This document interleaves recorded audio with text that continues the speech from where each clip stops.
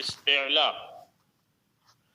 استعلا بمعنی زبان کی جڑ تالو کی طرف بلند ہو. اس کی ضد کیا ہے؟ استفال. استفال بمعنی زبان کی جڑ تالو کی طرف بلند نہ ہو.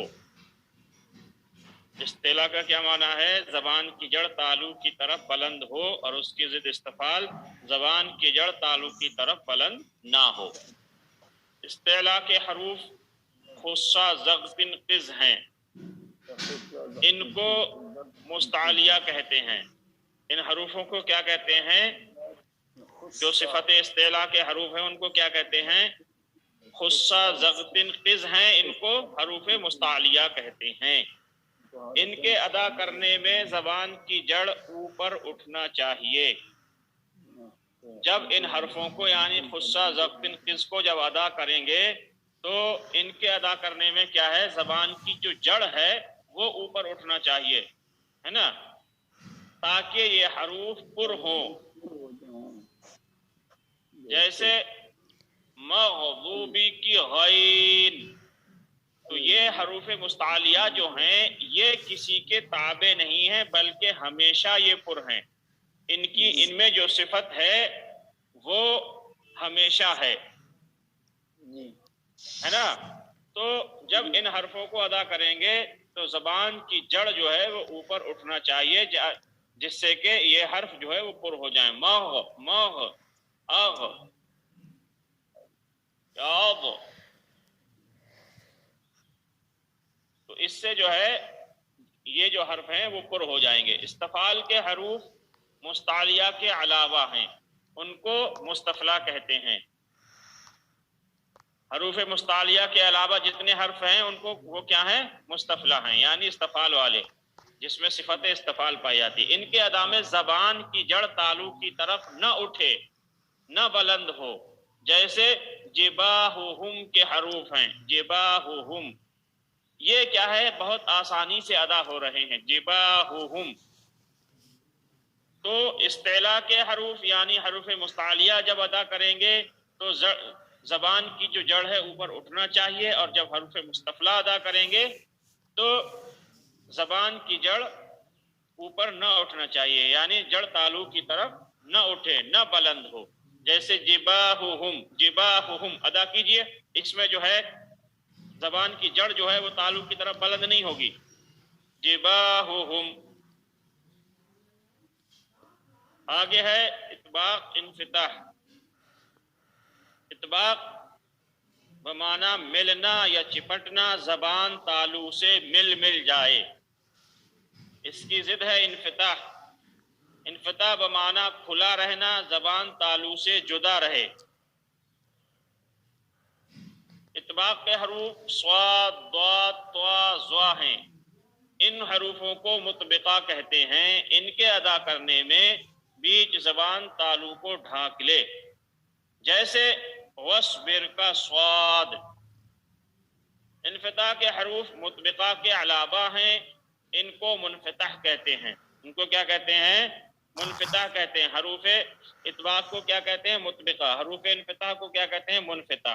تو حروف انفتاح کے علاوہ جتنے حروف ہیں، حروف مطبقہ کے علاوہ جتنے ہیں وہ سب کیا ہیں؟ منفتح ہیں. ان کے ادا میں بیچ زبان تالو سے جدا رہنی چاہیے. جیسے مثلھا کی سا، جیسے مثلھا کی سا. آگے ہے اطلاق. اطلاق کہتے ہیں کنارہ کنارے سے مخرج سے پھسل کر بسہولت ادا ہو. اس کو کیا کہتے ہیں؟ اطلاق. اس کی ضد کیا ہے؟ اسمات. اسمات بمعنی رکنا، مخرج سے جم کر مضبوطی سے خارج ہو. اطلاق کے حروف ہیں فرّ من لبن ہیں. حروف اطلاق یعنی کون سے ہیں؟ فرّ من لبن ہیں. ان کو حروف مزلقہ کہتے ہیں. ان کے ادا میں کنارہ زبان سے لام، را، نون اور ہونٹ سے فا، با، میم آسانی کے ساتھ ادا ہوں. ان کے ادا میں کنارہ زبان سے لام، را نون ہے اور ہونٹ سے کیا ہے؟ فا ہے، با ہے، میم ہے، دونوں ہونٹ مل کر کے با میم، اوپر کے کا کنارہ نیچے کے ہونٹ سے مل کر کے فا ادا ہوتا ہے. تو یہ کیا ہے؟ ہونٹ سے فا با میم آسانی کے ساتھ ادا ہوں، جیسے فلیما کے حروف اور اشمات کے حروف مزلقہ کے علاوہ ہیں، ان کو مشمتہ کہتے ہیں. حروف مزلقہ کے علاوہ کیا ہے؟ سب حروف میں ہیں، مشمتہ ہیں.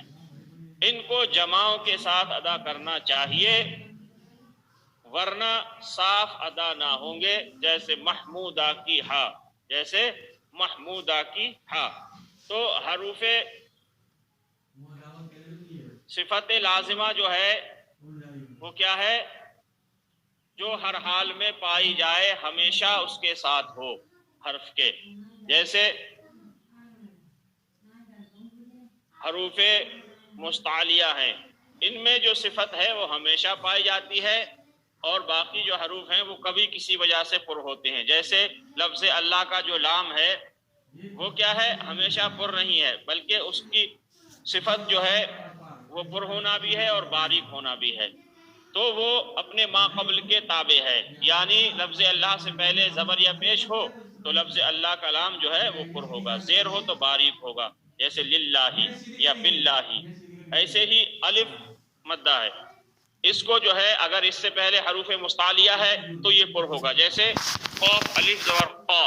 اور اگر حروف مستعلیہ نہیں ہے تو کیا ہے؟ یہ باریک ہے، جیسے کانا. اور ایسے ہی واو مد،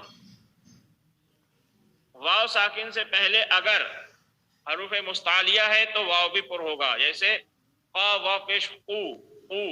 اور اگر حروف مستعلیہ نہیں ہے، حروف مستعلیہ کے علاوہ ہے تو یہ باریک ہوگا، جیسے کا وا پیش کو وکونو وغیرہ. ایسے ہی را ہے، را پر زبر یا پیش ہو تو را پر ہوگی، زیر ہو تو باریک ہوگی. را ساکن سے پہلے زبر یا پیش ہو تو را پر ہوگی، اور اگر را ساکن سے پہلے زیر ہو تو یہ را جو ہے باریک ہوگی. تو صفت استعلاء یعنی حروف مستعلیہ ہمیشہ پر ہیں، باقی یہ چار حرف کبھی کسی وجہ سے پر ہوگی.